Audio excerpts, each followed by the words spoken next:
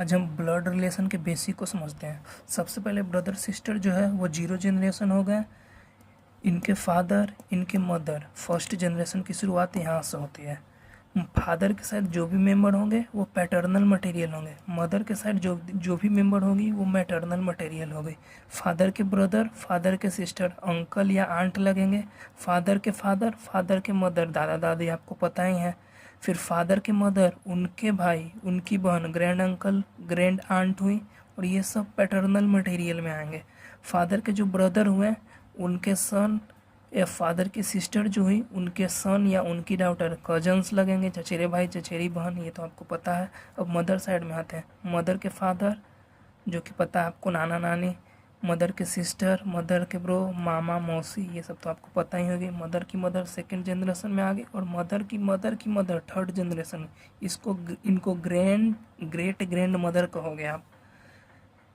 Maternal side, paternal side, समझ गए। अब 0 जनरेशन पे आते हैं। ब्रदर सिस्टर हो गए 0 जनरेशन में। मान लीजिए आपकी सिस्टर मैरिड है, उसका एक बेटा है, उसकी एक बेटी है। उसका जो बेटा हुआ वो आपका नेफ्यू कहलाएगा, उसकी जो बेटी हुई वो आपकी नीस कहलाएगी। नीस मतलब भांजी, नेफ्यू मतलब भतीजा। अब मान लीजिए आपका भाई मैरिड है।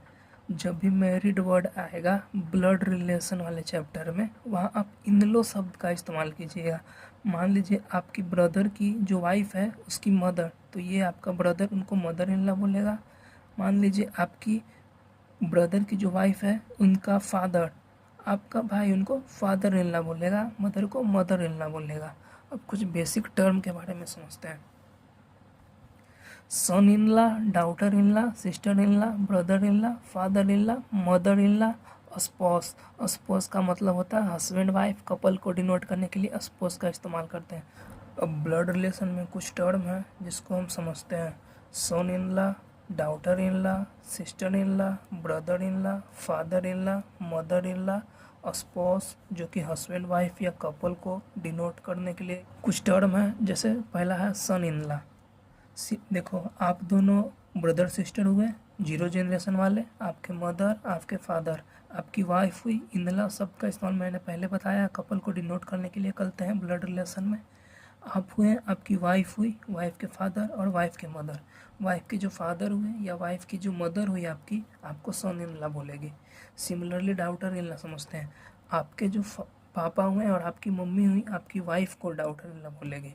अब सिस्टर इन लॉ समझते हैं। आपकी वाइफ जो है आपकी सिस्टर को सिस्टर इन लॉ बोलेगी, या आपकी वाइफ आपके ब्रदर को ब्रदर इन लॉ बोलेगी।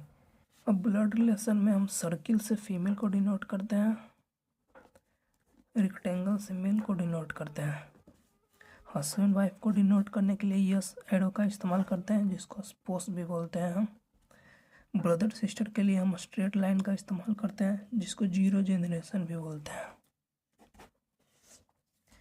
हस्बैंड वाइफ को इस एरो से डिनोट करते हैं, जिसको स्पोस बोलते हैं। ब्रदर सिस्टर को डिनोट करने के लिए हम स्ट्रेट लाइन का इस्तेमाल करते हैं, जिसको 0 जनरेशन बोलते हैं। फीमेल के लिए सर्कल और मेल के लिए रेक्टेंगल।